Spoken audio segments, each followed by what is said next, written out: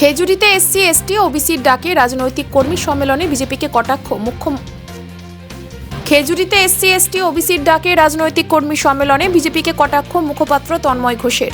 তিনি বলেন, খেজুরিতে আমার একটাই স্বপ্ন, সেই স্বপ্ন এখনো সফল হয়নি। আমি খেজুরির রাস্তায় বিজেপির ফ্ল্যাগ দেখতে চাই না। খেজুরির রাস্তায় বিজেপির ফ্ল্যাগ দেখতে চাই না, হিংসা করে নয়, কারণ আমাদের নেত্রী সেই শিক্ষা দেয়নি। আমরা সহনশীল।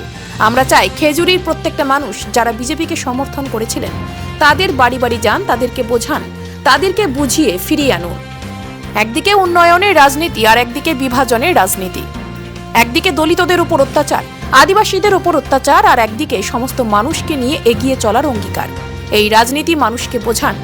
এই রাজনীতি মানুষকে বোঝালে আমি নিশ্চিত আগামী দিনে এই খেজুরি তথা গোটা কাঁথি লোকসভাতে বিজেপির পতাকা বহন করার জন্য শুধুমাত্র শান্তিকুঞ্জের বাড়িটা ছাড়া আর কেউ থাকবে না। কাঁথি লোকসভায় শুভেন্দু অধিকারী 1.5 লক্ষ ভোটে জেতার দাবির বিরুদ্ধে তিনি বলেন, শুভেন্দু অধিকারী তার রাজনৈতিক কর্মীদের উৎসাহ দেওয়ার জন্য এগুলো বলছেন, কিন্তু হিসেব সহজ। প্রত্যেক দিনই বিজেপি থেকে লোকজন এসে তৃণমূলে যোগদান করছেন, কিন্তু উল্টোটা দেখা যাচ্ছে না। জিতবেন কোত্থেকে? তাহলে তো প্রত্যেক বুথে লোকই নেই। 2000 বুথ আছে, 2000 বুথে তো লোকই নেই। জিতবেন বলছেন, তাকে বলতে হবে, কারণ তিনি রাজনৈতিকভাবে তো বলতে পারেন না তার কর্মীদেরকে যাতে উৎসাহ দেওয়া যায়, সেই জন্য তিনি বলছেন। কিন্তু হিসেব তো সহজ, যে বিজেপি আস্তে আস্তে যে পরিমাণ প্রত্যেক দিনই বিজেপি থেকে লোকজন তৃণমূল কংগ্রেসে যোগদান করছে, উল্টোটা কি দেখা গেছে? উল্টোটা দেখা যায়নি। অর্থাৎ বিজেপি ছেড়ে বিজেপির রাজনীতি বাংলার মানুষ ত্যাগ করেছে। কাঁথি তো এই প্রসঙ্গে কাঁথি সাংগঠনিক জেলার সহ সভাপতি বিজেপির তাপস কুমার দলুই বলেন, খেজুরির বিধানসভার অন্তর্গত কলাগেছিয়াতে তোলামূল কংগ্রেসের একটি সভা হয়েছিল। ওই সভাতে যে নেতারা ছিল তারা কলকাতা থেকে ছুটে আসা পরিযায়ী নেতা, ঠান্ডা ঘরে বসে থাকা নেতা।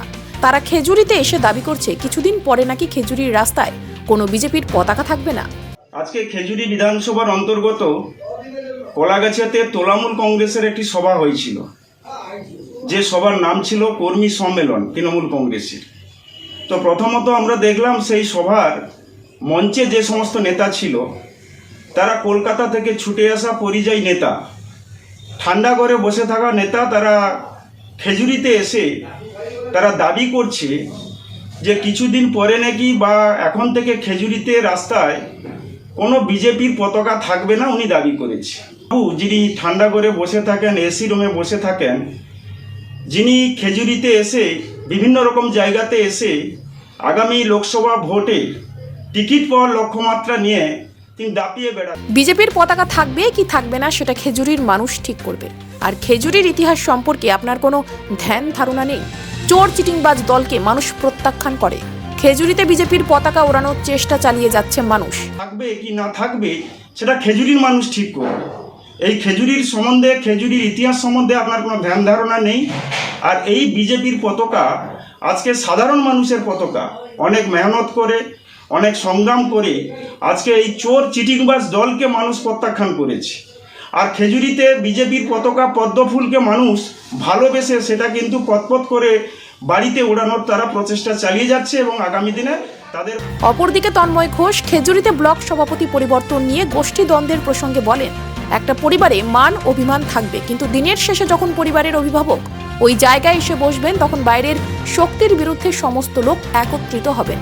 গোষ্ঠীকন্দল বলতে আমি যেটা আগেও বললাম, একটা পরিবারে মান অভিমান থাকবে, কিন্তু দিনের শেষে যখন সেই বাড়ির অভিভাবক এসে বসবেন তখন বাইরের শক্তিদের বিরুদ্ধে সমস্ত লোক একত্রিত হবেন, বাড়ির সমস্ত পরিবারের যারা মেম্বার।